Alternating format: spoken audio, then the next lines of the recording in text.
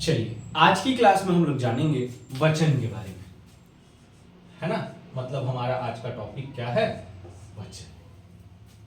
ठीक है, सबसे पहले इसके मैं परिभाषा को बताता हूं, है ना। वचन संज्ञा के उस रूप को कहा जाता है जिससे वस्तु का एक होना या एक से अधिक होना पता चलता है। क्लियर है क्या बोला मैं? तो संज्ञा के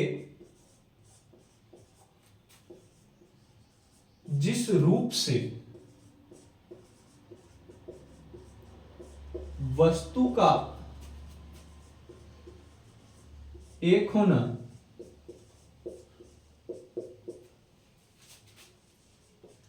या एक से अधिक होना ज्ञात होता है उसे वचन कहते हैं। क्लियर है ना। वचन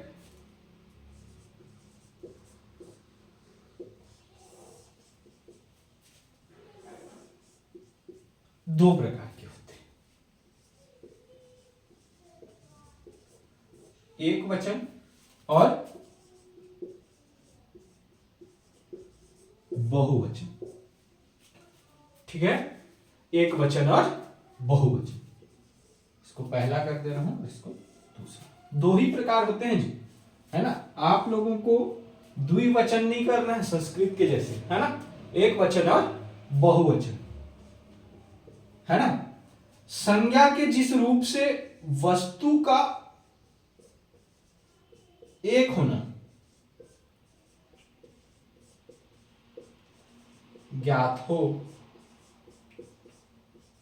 तो एक वचन होता है। क्लियर है। और संज्ञा के जिस रूप से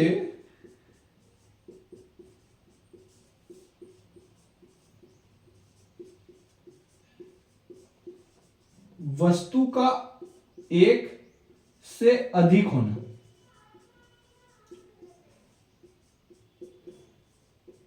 ज्ञात होता है उसे बहुवचन कहते हैं। क्लियर है? आया समझ में? है ना। एक वचन अर्थात जहां वस्तु केवल एक होगा, और बहुवचन अर्थात जहां वस्तु या तो दो होगा या दो से अधिक होगा। जैसे अगर मैं बात करूं इसके उदाहरण की, तो एक वचन में किताब, रात, है ना। किताब, रात और लड़का, है ना। अगर मैं बात करूं बहुवचन की, तो रात का बहुवचन रातें, है ना। किताबें। क्लियर है? क्लियर है ना। बहुत सारे एग्जांपल होते हैं। फिर मैं बोल रहा हूं एक वचन जहां संज्ञा के रूप से वस्तु का एक होना ज्ञात होगा उसे एक वचन कहेंगे, और जहां वस्तु का एक से अधिक होना ज्ञात होगा उसे बहुवचन कहेंगे। क्लियर है? चलिए आगे देखते हैं हम लोग एक वचन से बहुवचन बनाने के नियम, और इसमें हम लोग सबसे पहला देखेंगे, है ना। ठीक है, आकारांत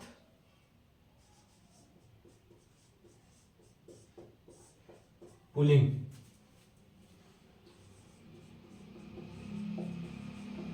शब्दों में, ठीक है, आकारांत पुल्लिंग शब्दों में अ के स्थान पर ए लगाकर। क्लियर है ना। क्या बोला मैं? आकारांत पुल्लिंग शब्दों में अ के स्थान पर ए लगाकर हम लोग बहुवचन बनाएंगे। क्लियर है? ए ठीक है, क्लियर है। जैसे एक तरफ आप लोग लिख लीजिएगा एक वचन और दूसरी ओर आप लोग लिख लीजिएगा बहुवचन। पहला एग्जांपल आप लोग लिखिए घोड़ा, है ना, अंत में आ है जी, अर्थात ये आकारांत है ना, यहां आ की मात्रा दिख रहा है आपको, क्लियर है।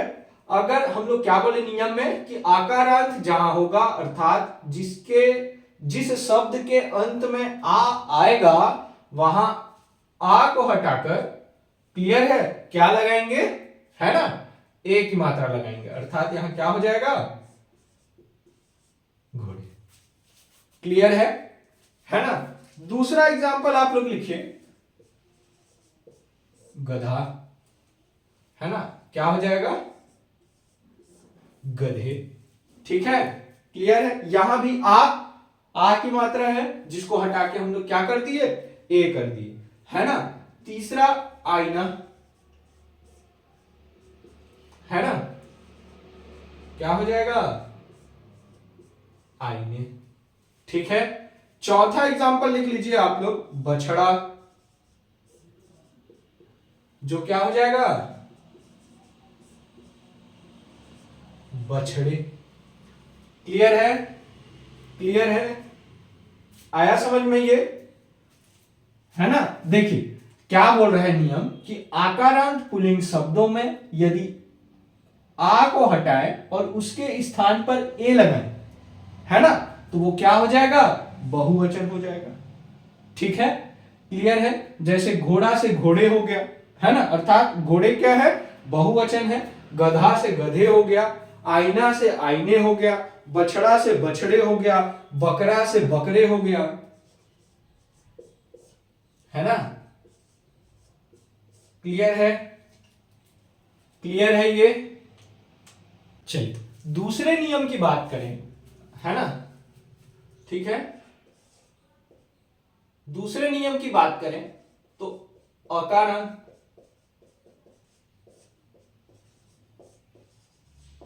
इकारांत, इकारांत, ठीक है, अकारांत, इकारांत, इकारांत, उकारांत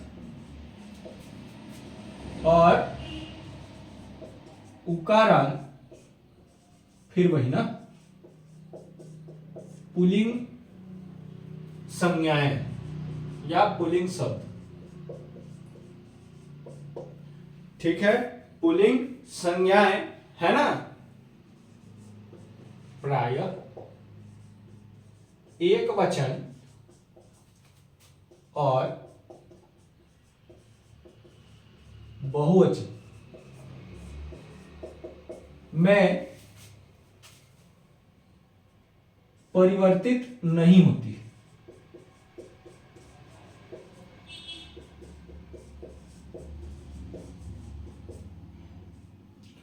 क्लियर है ना। मैं क्या बोल रहा हूं कि जिस शब्द संज्ञा शब्द के अंत में अ, ई,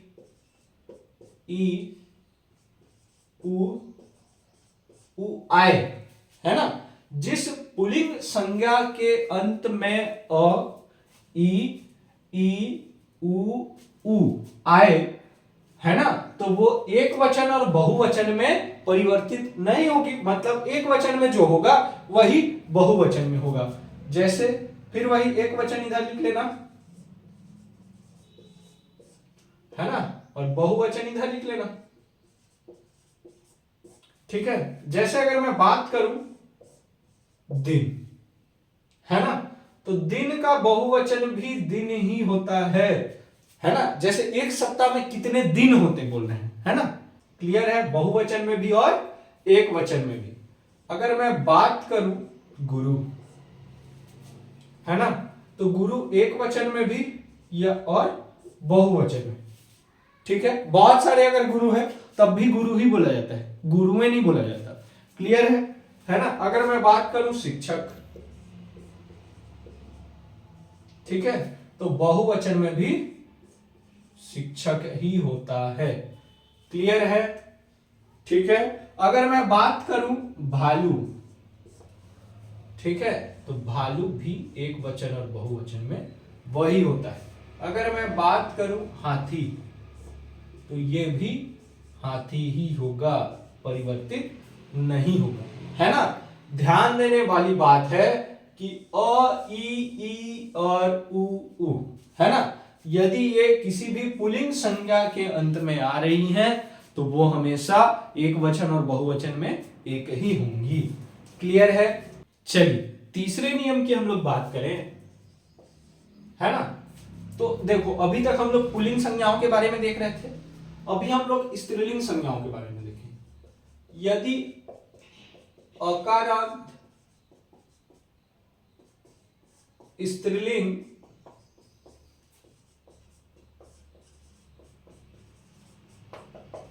संज्ञाओं में, क्लियर है, अकारांत मतलब अ है अंत में, तो अ के स्थान पर ए लगाएं तो वो बहुवचन हो जाएगा।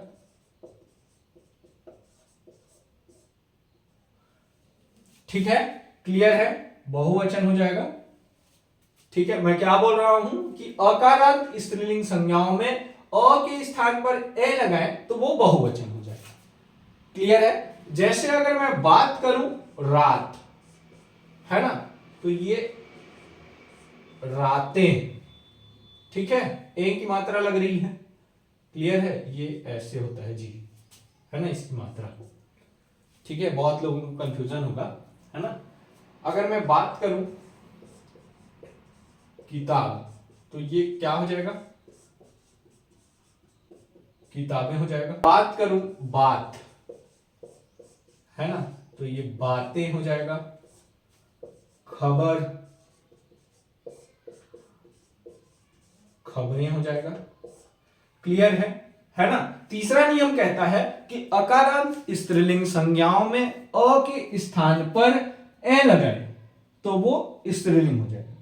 क्लियर है। इसी का दो भाग में बांट देता हूं मैं, है ना। जैसे यहां अकारांत आया, तो एक और मैं बता रहा हूं यहां, है ना, कि यदि आकारांत, क्लियर है, आकारांत फिर वही स्त्रीलिंग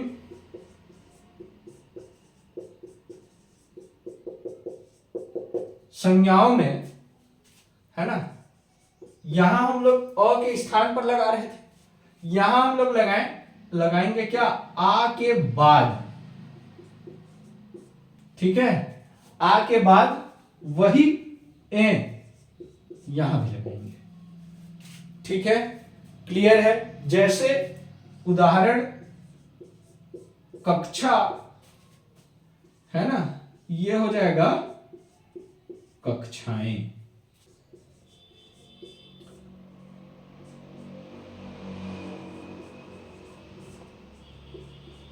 कामनाएं हो जाएगा, है ना, और अध्यापिका क्या हो जाएगा,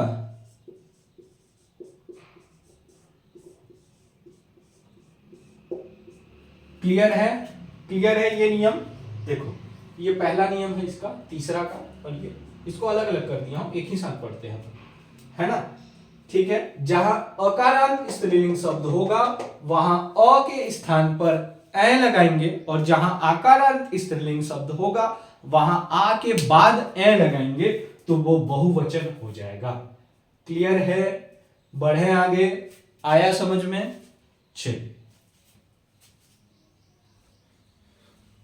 चलिए अगले नियम की अगर बात करें, है ना, कौन सा नियम है, चौथा। ठीक है, तो इकारांत फिर वही स्त्रीलिंग, है ना, संज्ञा में या लगाकर।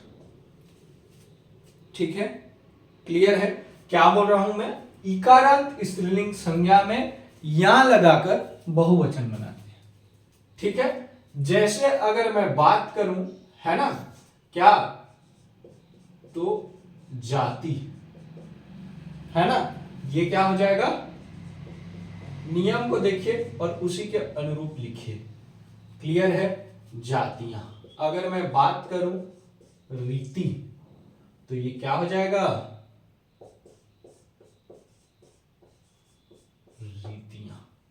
क्लियर है, क्लियर है। ये देखिए इकारांत अगर आ रहा है मतलब छोटा ई है ना, तो छोटा ई अगर आ रहा है किसी भी स्त्रीलिंग संज्ञा में, तो उसके आगे या लगाकर उसे बहुवचन बनाया जा सकता है। क्लियर है ना। इसी का दूसरा अगर पार्ट मैं बोलूं, तो अगर बड़ा ई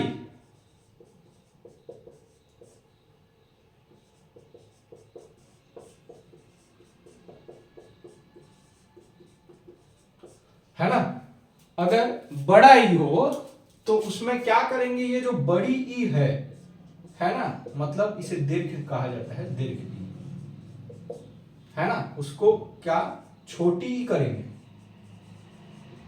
लघु ई में परिवर्तित करेंगे, प्लस है ना उसमें क्या या लगाएंगे। सेम यही प्रोसीजर करेंगे, है ना, लेकिन इसमें क्या करेंगे, दीर्घ ई का लघु ई में पहले परिवर्तित करेंगे, उसके बाद हम लोग क्या लगाएंगे, या लगाएंगे।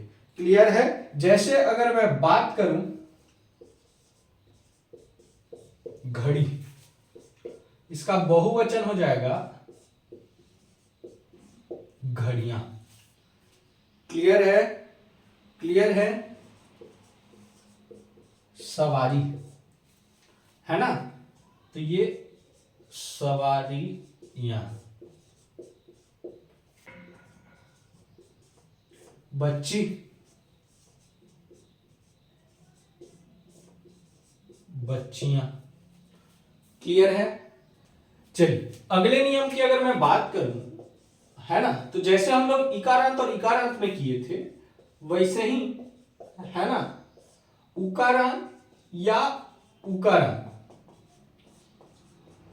है ना, स्त्रीलिंग संज्ञा। क्लियर है। अगर ऊ होगा छोटा ऊ, तब उसमें कुछ नहीं करेंगे हम लोग, क्या ऐड कर देंगे, क्लियर है। लेकिन अगर बड़ा ऊ होगा तो उसको हम लोग पहले ऊ करेंगे प्लस ए ऐड करेंगे। क्लियर है। दीर्घ का लघु करेंगे, उसके बाद ए ऐड करेंगे। क्लियर है। वधु, ठीक है, तो ये हो जाएगा आपका, ये छोटा वो हो जाएगा और ए ऐड हो जाएगा। ठीक है। गौ भी क्या हो जाएगा, है ना, गौएं। अगर मैं बात करूं वस्तु, तो यहां हो जाएगा वस्तुएं। ठीक है, ठीक है। एक और बहु, ये है ना बहु। क्लियर है ये, है ना। अगर ऊ आ रहा है अंत में और स्त्रीलिंग है तो कुछ नहीं करेंगे, सीधा ए लगाएंगे। लेकिन यदि बड़ा ऊ आ रहा है तो ये दीर्घ है ना, दीर्घ स्वर है ना जी, तो इसको हम लोग लघु स्वर में कन्वर्ट करेंगे। ठीक है। और है ना छोटा ऊ करेंगे, फिर ए ऐड करेंगे। क्लियर है, आया समझ में। बढ़े आगे, चलिए चलिए अगले नियम की बात करूं मैं, है ना, तो जिस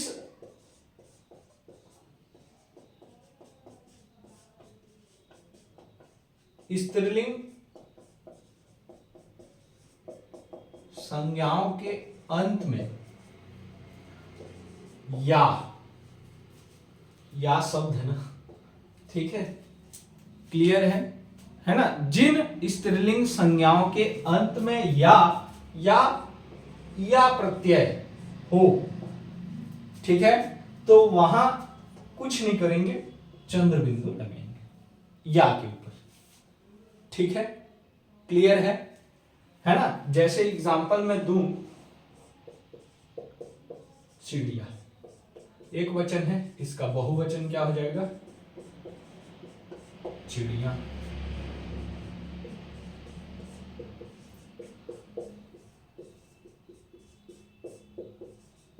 गुड़िया। क्लियर है ना? मैं क्या बोल रहा हूं कि जिस स्त्रीलिंग संज्ञाओं के अंत में या प्रत्यय लगा हो उसे, है ना, या के ऊपर क्या लगाएंगे? ठीक है, चंद्र बिंदु लगाएंगे।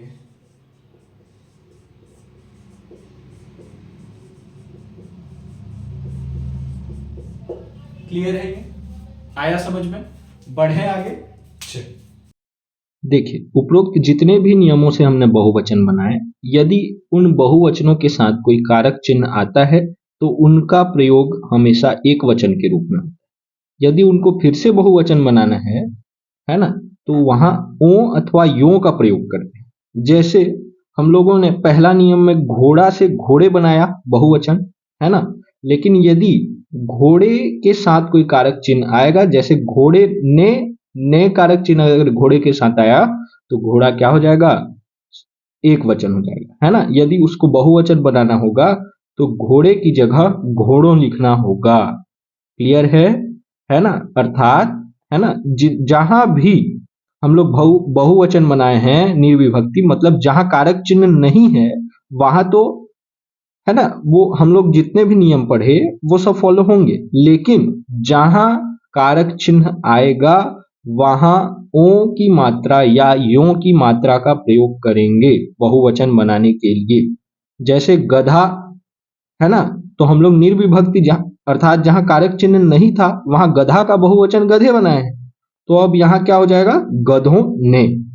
लड़का का बहुवचन लड़के, लेकिन यदि उसके साथ कोई कारक चिन्ह आ जाएगा तो वहां हमें लड़कों का प्रयोग करना पड़ेगा, है ना। वैसे ही भक्त, तो अगर कारक चिन्ह आएगा तो भक्तों को हो जाएगा। स्त्री में स्त्रियां होता है बहुवचन, लेकिन अगर कारक चिन्ह आए तो स्त्रियों हो जाएगा। अध्यापिका का अध्यापिकाएं होता है बहुवचन, लेकिन यदि कोई कारक चिन्ह आए तो अध्यापिकाओं ने हो जाता है ना। इसे और अच्छे से समझने के लिए हम लोग इसके वाक्य प्रयोग देखते हैं एक दो, है ना। क्लियर है? ठीक है, चलिए वाक्य प्रयोग।